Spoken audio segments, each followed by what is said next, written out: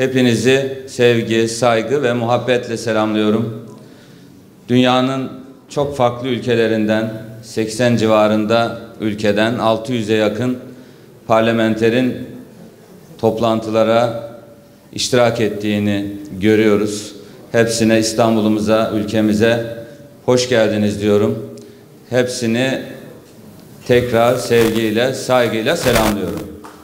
Esselamun Aleyküm. Öncelikle parlamenterler arası Kudüs platformuna teşekkür ediyorum. Böyle anlamlı bir zaman diliminde, anlamlı bir konferansa davet ettikleri için çok teşekkür ediyorum. Ve konferansın Filistin davası noktasında bulunduğumuz zaman dilimi içerisinde özellikle Filistin'de devam eden insanlık suçunun dünyaya yansıtılması anlamında çok faydalı sonuçlar çıkacağına yürekten inanıyorum ve platformu, Filistin davasını bugüne kadar savunan, Kudüs davasını, Filistinli kardeşlerimizin hakkını, hukukunu, insan haklarını savunan parlamenterler arası Kudüs platformunu kuruluşundan bu yana çalışmalarından dolayı başta başkan yardımcıları, tüm yöneticileri ve üye olan tüm parlamenterleri kutluyorum, tebrik ediyorum. Filistin'in haklı mücadelesini bütün dünyaya duyurmak için kurulan bir platform, Kudüs'ün haklarını savunmak için mücadele eden bir platform ve çalışmalarını da canı gönülden desteklediğimi ifade etmek istiyorum. Bu konferansın temasının Filistin için özgürlük ve bağımsızlık olarak belirlenmiş olması da çok anlamlı olduğunu belirtmek istiyorum. Bugün Filistin için özgürlüğün ve bağımsızlık kavramlarının nedenli önemli olduğunu hepimiz biliyoruz ve Filistin eninde sonunda inşallah özgürlüğüne ve bağımsızlığına kavuşacak. Biz buna yürekten inanıyoruz. 7 Ekim'den bu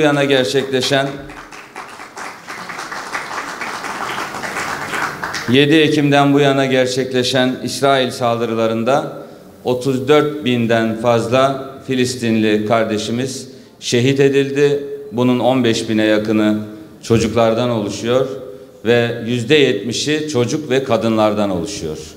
Dünyanın gözü önünde bir insanlık suçu, bir insanlık dramı maalesef devam ediyor.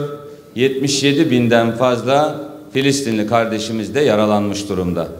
Şehirler yıkıldı, yerle bir edildi ve dünyanın gözü önü içerisinde bir soykırım yaşandı. İnsanlık suçu yaşanmaya devam ediyor. Hastaneler, okullar, mülteci kampları, pazar yerleri, ibadethaneler yerle bir edildi ve bombalandı. 2,5 milyon insan maalesef açlık ve susuzluğa terk edildi. Filistin'deki son saldırılar bir insanlık suçu, soykırım suçu, savaş suçu olduğu elbette ki tartışmasız. İsrail'in Filistinlilere yönelik sistematik insan hakları ihlalleri yeni değil. Bir asırdan bu yana devam eden bir insan hakları ihlaliyle karşı karşıyayız. 400 yıl boyunca Osmanlı Devleti döneminde barış ve huzurun hakim olduğu, her dinden insanın, toplumun orada barış içerisinde yaşadığı Filistin toprakları Osmanlı'nın elinden çıktıktan sonra maalesef orada gözyaşı ve kan söz konusu oldu. 1897 yılında 1. Siyonizm Kongresi ile bölgede Yahudi devleti kurma fikriyle başlayan süreç, sonrasında 1917 Balfour Deklarasyonu, İngiliz Dışişleri Bakanı'nın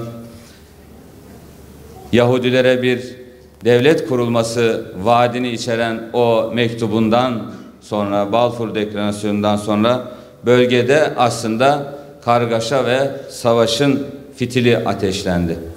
1922 yılında Milletler Cemiyeti'nin onayıyla bölgede İngiliz mandası kuruldu ve İngiliz mandasıyla birlikte bölgenin demografik yapısı değiştirilmeye başlandı. Bölgeye göç ettirilen yerleşimciler, Yahudi yerleşimciler maalesef Filistinlileri kendi topraklarından, yerlerinden, yurtlarından etme girişimlerinde bulundular. 1947 tarihli iki devletli çözüm içeren Birleşmiş Milletler kararı da maalesef uygulamaya konulamadı. 1948 yılında İsrail Devleti'nin kurulmasıyla beraber süreç orada daha da çözümsüz hale gelmeye devam etti. 1967 yılında 6 gün savaşları dediğimiz savaşlarla İsrail Doğu Kudüs'ü, Gazze şeridini, Batı Şeria'yı, Sinay Yarımadası'nı, Golan Tepelerini işgal etti. Bu işgal sonrasında 1967 tarihli Birleşmiş Milletler Güvenlik Konseyi'nin İsrail'in işgal ettiği topraklardan çekilmesine dair kararı da maalesef İsrail tarafından bu karara da uyulmadı. 1968 Birleşmiş Milletler Güvenlik Konseyi kararı Kudüs'ün statüsünün değiştirilmesi adımlarının geçersiz olduğuna ilişkindi. Maalesef bu kararlar uygulanmadı. 1983 Birleşmiş Milletler Genel Kurulu kararıyla üye ülkeler İsrail'e silah satmasın kararı olmasına rağmen yine Birleşmiş Milletler'e üye ülkeler, küresel güçler İsrail'e silah satmaya devam ettiler. 2017 yılına geldiğimizde Amerika Birleşik Devletleri Kudüs'ü İsrail'in başkenti ilan etti. Birleşmiş Milletler Genel Kurulu toplandı. 128 üye ülke bunun doğru olmadığına ve üye ülkelerin Kudüs'te diplomatik temsilciler açmaması gerektiğine karar verdiği halde, çağrı yaptığı halde bazı sayısı az da olsa bazı ülkeler temsilcilik açtılar ve Birleşmiş Milletler Genel Kurulu kararına uymadılar. Birleşmiş Milletler bugüne kadar İsrail'in bu haksız saldırıları, insan hakları ihlalleri konusunda yaklaşık 60'tan fazla Birleşmiş Milletler kararı var. Birleşmiş Milletler Güvenlik Konseyi kararları var. Uluslararası kuruluşların kararlarının hiçbirine uymayan bir devlet.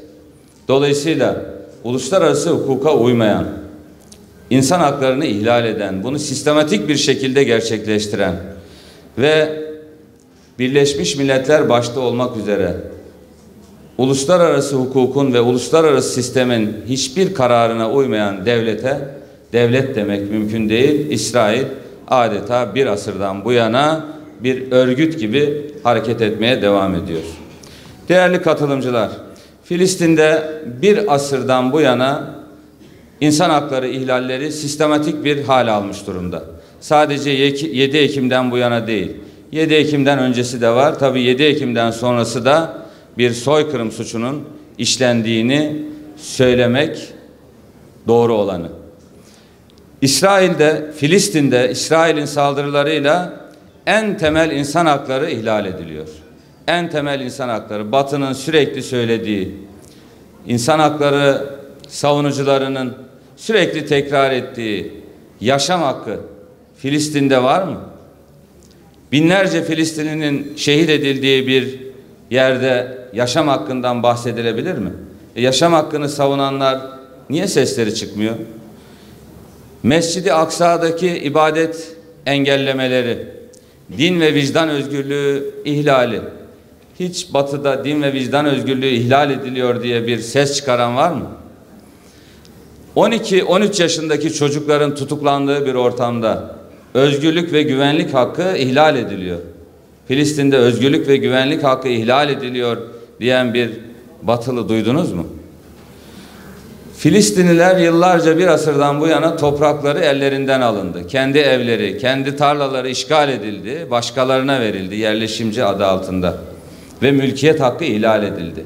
En temel insan haklarından biri olan mülkiyet hakkı ihlal edilirken insan hakları savunucularının mülkiyet hakkı Filistin'de ihlal ediliyor diye bir görüşünü duydunuz mu?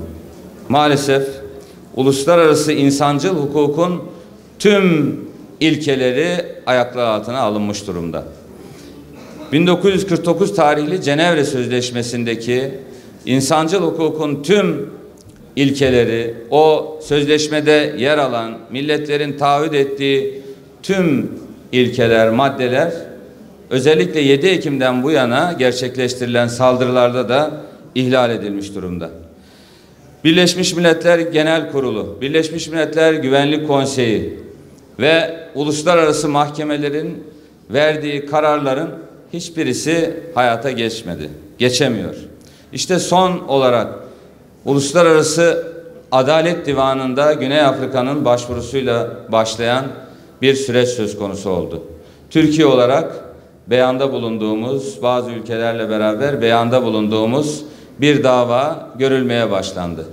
Ve bu davada Birleşmiş Milletler'in temel yargı organı olan Uluslararası Adalet Divanı'nda savunmalar alındı. İddialar dinlendi ve Birleşmiş Milletler soykırımın önlenmesi ve cezalandırılmasına dair sözleşmenin unsurlarının ihlal edildiğine ilişkin ilk tespitler yapıldı ve orada o katliamın, çocuk katliamının, insanlık suçunun, soykırımın önlenmesiyle ilgili bir tedbir kararı alındı. Ama maalesef Birleşmiş Milletler'in temel yargı organı olan Uluslararası Adalet Divanı'nın tedbir kararının uygulanabileceği bir mekanizma, bir uluslararası sistem maalesef yok. Bu kararın Birleşmiş Milletler Güvenlik Konseyi'ne getirilerek bir an önce icra edilebilmesi, oradaki katliamların durması noktasında sesimizi yükseltmeye de devam edeceğiz. Birleşmiş Milletler Güvenlik Konseyi'nin huzuruna getirilen 7 Ekim'den bu yana çok sayıda talep geldi, öneri geldi. Bu önerilerin tamamı reddedildi. Hatta insani yardım önergesine ilişkin önergelerin bile reddedildiğini, veto edildiğini hep beraber gördük. En son Birleşmiş Milletler Güvenlik Konseyi'nin Amerika Birleşik Devletleri'nin çekimser oyuyla bir ateşkes kararı oldu ama maalesef İsrail Birleşmiş Milletler Güvenlik Konseyi'nin bugüne kadar hiçbir kararını tanımadığı için bu karara da uymadı. Yine Roma statüsünden kaynaklanan Uluslararası Ceza Mahkemesi var. Uluslararası Ceza Mahkemesi'ne Filistin taraf ve dolayısıyla Filistin topraklarında işlenen savaş suçları, saldırı suçları, soykırım suçları var. Bu suçlarla ilgili olarak Uluslararası Ceza Mahkemesi Başsavcısının artık bir an önce Uluslararası Ceza Mahkemesi'nde davayı açması gerekir. Ama maalesef gerek 2019 yılında başlattığı soruşturma, gerekse 7 Ekim'den bu yana dünyanın gözü önünde bütün deliller ortadayken, apaçık her şey ortadayken maalesef soruşturmayı tamamlayıp Uluslararası Ceza Mahkemesi'nin önüne bir dava getirilmiş değil. Bu noktada da özellikle sivil toplum kuruluşlarımızın, ülkelerin Filistin'e sahip çıkması ve Uluslararası Ceza Mahkemesi Başsavcısının elindeki dosyayı artık bir an önce davaya dönüştürmesi ve İsrail'i saldırganların, savaş suçu işleyen, saldırı suçu işleyen, çocukları katleden, soykırım suçu işleyen o İsrailli yetkililerin başta Netanyahu olmak üzere mahkeme huzuruna çıkarılması gerekiyor.